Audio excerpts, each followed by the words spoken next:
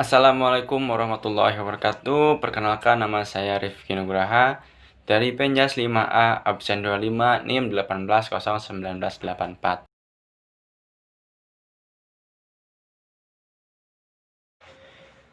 Di sini saya akan sedikit menjelaskan atau memaparkan suatu penanganan hal yang terpenting bagi anak atau orang dewasa ketika gigi terlepas atau disebut avulsi gigi.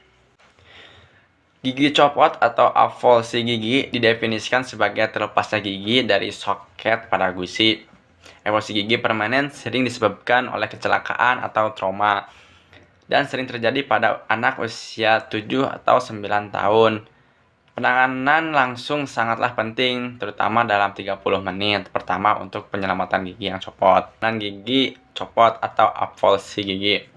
Yang ke satu, cari gigi yang terlepas atau pegang pada mahkota gigi di ujung bawah gigi, dan hindari pemegangan gigi pada bagian akar karena dapat menyebabkan kerusakan. Nah, jadi kalau kita menemukan gigi, alangkah baiknya kita jangan pegang akarnya tetapi mahkotanya, yaitu agar si akar gigi tetap utuh dan tidak rusak. Terus yang kedua, jika kurang dari 30 menit sejak gigi coplok, ligamen periodontal kemungkinan besar masih hidup dan akan tumbuh kembali. Menekankan dengan lidah, segera ke dokter gigi untuk penanganan lebih lanjut. Yang ketiga, jika gigi tidak dapat dikembalikan ke posisi semula, masuklah gigi ke dalam susu. Karena kenapa? Karena ketika kita menemukan gigi tersebut, alangkah baiknya kita membeli di warung terdekat atau Alfamart. Langsung gigi yang tadinya kotor masukkan ke dalam air susu agar sel atau jaringannya tetap utuh, yaitu penyerangan lapisan dentin dan sentuhan gigi akibat penderitaan. Nah, untuk mencegah peradangan, gigi direndam dalam media khusus yang sudah diberi antibiotik dan steroid. Setelah 20 menit, gigi dapat ditanam kembali dan diberi alat untuk menjaga stabilitas gigi yang dipasang selama 10 hari. Nah, bagaimana ketika gigi tersebut tidak ditemukan, ketika jatuh, celaka, atau bahkan terbentur? Jika gigi tidak ditemukan setelah copot, terapi akan dilakukan untuk menjaga keutuhan gigi. Pemasangan implan gigi pada anak-anak tidak disarankan karena dapat mengganggu pertumbuhan rahang atas, rahang bawah. Nah, ketika kita sudah mengalami hal peristiwa tersebut, alangkah baiknya kita bawa aja si korban itu ke dokter atau puskesmas terdekat untuk ditangani lebih lanjut. Baik, cukup sampai di sini saja pembahasan penanganan gigi copot. Mungkin akan dilanjut ke materi berikutnya.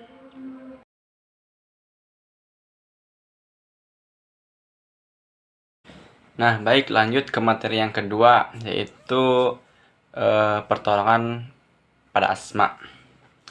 Faktor pemicu terjadinya serangan asma berbeda pada setiap orang. Hal-hal yang dapat memicu munculnya gejala asma dapat berupa debu, asap rokok, bulu hewan, kelelahan, stres, atau efek samping dari obat. Nah, walaupun tidak dapat disembuhkan, kemunculan gejala penyakit asma setidaknya bisa diantisipasi dan dicegah. Dengan pengobatan yang tepat, gejala asma dapat dikendalikan sehingga tidak mengganggu kehidupan penderitanya. Nah, gejala-gejala asma tersebut dapat terjadi di mana saja, kapan saja, dan dapat menyerang siapa saja. Nah, mungkin ciri-ciri gejala asma tersebut yaitu berbunyi ngik saat bernapas, sesak napas atau napas pendek, dada terasa berat atau penuh, batuk-batuk parah, biasanya terjadi di malam hari sehingga menyulitkan untuk tidur, dan tiba-tiba merasa lemas dan kesulitan berbicara karena napas sesak. Waspadai jika serangan asma yang muncul cukup berat ditandai dengan sesak napas parah serta kulit-kulit pucat, bibir dan jari tangan tampak kebiruan. Pertolongan pertama pada asma yaitu jika Anda merasa sedang mengalami serangan asma, tetaplah tenang dan lakukanlah langkah-langkah pertolongan pertama pada asma berikut, yaitu 1. Duduk dan ambil napas pelan-pelan dengan stabil. Contohnya seperti yang kedua, semprotkan obat inhaler untuk asma setiap 60 detik, maksimal 10 semprotan. Terus hubungi ambulan jika Anda tidak memiliki inhaler. Asma bertambah parah meski sudah menggunakan inhaler. Tidak dapat perbaikan meski sudah menyemprotkan inhaler sebanyak 10 kali atau jika Anda merasa khawatir. Nah, yang selanjutnya, jika ambulan belum tiba dalam waktu 15 menit, ulangi langkah nomor 2, yaitu semprotkan obat inhaler untuk asma setiap 60 detik, maksimal 10 kali. Nah, apabila Anda melihat orang lain sedang mengalami serangan asma, Anda bisa membantunya dengan mempraktekkan pertolongan pertama pada asma berikut, yaitu 1. Hubungi ambulan.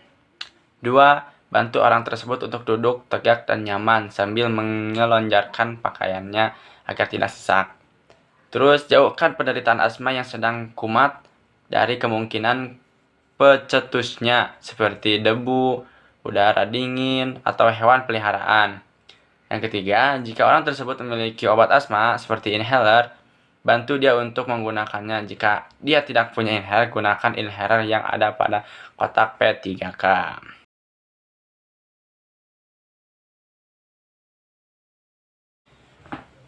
Materi yang ketiga yaitu penanganan mimisan pada anak. Mimisan adalah kondisi yang dimana menimpa anak-anak, terutama pada usia 3-10 tahun. Mereka memang lebih sering mengalami mimisan dibandingkan dengan orang dewasa. Ini karena duduk pembuluh darah di hidung anak-anak lebih rapuh dan mudah pecah. Penyebab mimisan pada anak yaitu mimisan pada anak terdapat terjadi oleh karena pengaruh udara yang sangat kering atau berada di lingkungan yang bersuhu panas, menghembuskan napas terlalu keras sehingga ketika buang ingus untuk mengkorek hidung terlalu dalam juga dapat menyebabkan terjadinya mimisan. Penyebab lain mimisan pada anak adalah benturan pada hidung, yaitu adanya benda asing yang masuk ke dalam hidung, kelainan bentuk hidung, infeksi, alergi, menderita gangguan pembekukan darah seperti hemofilia, dan efek samping obat-obatan tertentu. Cara menangani mimisan pada anak yaitu tenangkanlah anak, lebih mudah melakukan pertolongan. Perlihatkan kepada anak bahwa kita bisa bersikap tenang dalam menghadapi hal ini. Terus 2, duduklah anak dengan posisi kepala agak merunduk segini. Minta agar dia tidak bersandar untuk menghindari kemungkinan darah mengalir dari saluran hidung sebagian dalam ke tenggorokan, kerongkongan, atau keluar melalui mulut. Jika ini terjadi, kemungkinan dapat menyebabkan anak tersedak, batuk, atau muntah. Nah, yang ketiga yaitu menutupi hidung menggunakan tisu atau lap bersih dengan cara menekan bagian hidung yang lunak.